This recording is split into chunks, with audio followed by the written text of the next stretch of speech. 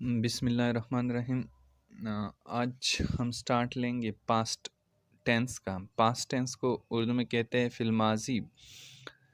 Past tense का अपना verb होता है जिसकी बुनियाद पे हम इंग्लिश में ऑलरेडी पहले भी मैं आपको बता चुका था कि इंग्लिश में वर्ब के फॉर्म की बुनियाद पर स्पेशली टू टेंसेस हैं, लेकिन हम फ्यूचर को ले लेते हैं विल और शेल की बुनियाद पर उसको हम फ्यूचर बनाते हैं। वहाँ पे फ्यूचर का वर्ब का फ्यूचर फॉर्म नहीं है, लेकिन पास्ट टेंस का हमारे पास वर्ब फॉर्म है। लिहाजा हम स्टार्ट लेते हैं यानी कि पास्ट इंडेफिनिट से, जिसको फिल माजी मुतलिक भी कहा जाता है। इसका इंग्लिश फार्मूला कुछ यूँ है कि subject plus verb past form यानी कि जिसको हम सेकंड फॉर्म कहते हैं प्लस ऑब्जेक्ट। इसके फॉर्मेट यानी कि इसकी पहचान हम कैसे करेंगे, past tense past indefinite tense की हम पहचान कैसे करेंगे?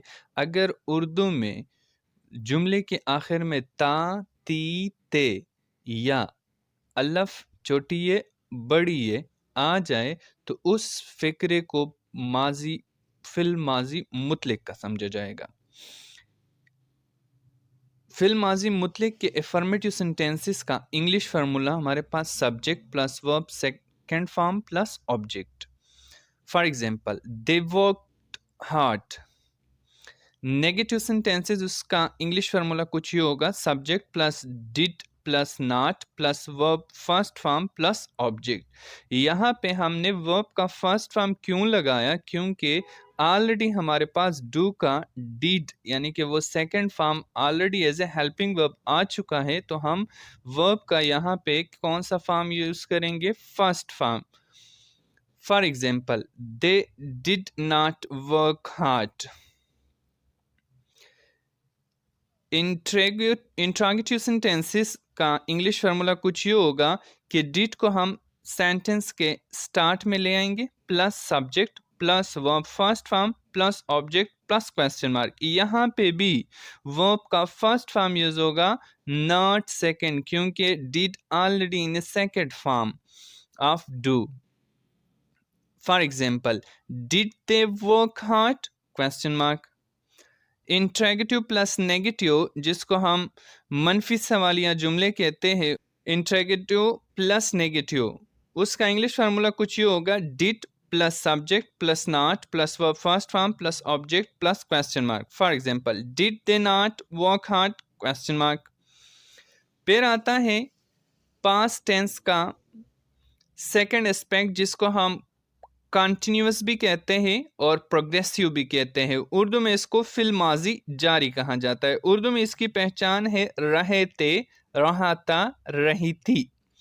एफॉर्मेटिव सेंटेंसेस का इसका इंग्लिश फार्मूला कुछ ही होगा, subject plus helping verb was verb plus verb first form plus ING plus object.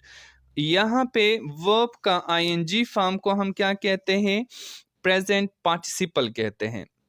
और साथ साथ हेल्पिंग वर्ब वाज और वर्ब भी यूज होगा। Was singular name he she it के साथ, और वर्ब जो है वो दे यू और आई के साथ प्लस प्लूरल नाउन के साथ भी यूज होगा। इसके अफर्मेटिव सेंटेंस का example, for example, you are watching movie. Negative sentences का इंग्लिश फार्मूला कुछ ही होगा, subject plus was or were plus not plus verb present participle form plus object. For example, you are not watching movie. Interrogative sentences का English formula कुछ ये होगा कि was and were will be used at the beginning of a sentence plus subject plus verb ing form plus object plus question mark. For example, were you watching movie? Question mark. Interrogative plus negative जिसको हम मनफी सवालिया जुमले कहते हैं, उसका English formula कुछ ये होगा कि was and were will be use at the beginning of a sentence plus subject plus not plus verb ING form जिसको हम प्रेजेंट पार्टिसिपल फॉर्म कहते हैं plus object plus question mark. For example, were you not watching movie? Question mark. इससे आगे next aspect आता है past tense का जिसको हम कहते हैं पास्ट परफेक्ट जिसको उर्दू में कहा जाता है फिल माजी मुकम्मल या फिल माजी कामिल। इसका उर्दू में पहचान कुछ यूं है कि चुका था, चुकी थी, चुके थे। एफर्मेटिव सेंटेंसेस का इंग्लिश फार्मूला यूं होगा subject plus helping verb had plus verb past participle form plus object. Past participle को हम third form of a verb भी कहते हैं। For example, Nadeem had done his homework. Negative sentences का English formula कुछ ये होगा subject plus had plus not plus verb past participle form plus object. For example, Nadeem had not done his homework. Interrogative sentences का English formula कुछ ये होगा कि had will be use at the beginning of a sentence plus subject plus verb past participle form plus object plus question mark. For example, had Nadeem done his homework question mark. Interrogative plus negative sentences का English formula कुछ ये होगा कि had plus subject plus not plus verb past participle form plus object plus question mark. For example, had Nadeem not done his homework question mark. Fourth expect आपका आता है past perfect continuous या progressive, जिसको उर्दू में कहते हैं फिल माजी मुकम्मल जारी। इसका उर्दू में पहचान है रहा था, रही थी, रहे थे और साथ साथ वक्त का तयन यानी कि वक्त का जिक्र भी आएगा।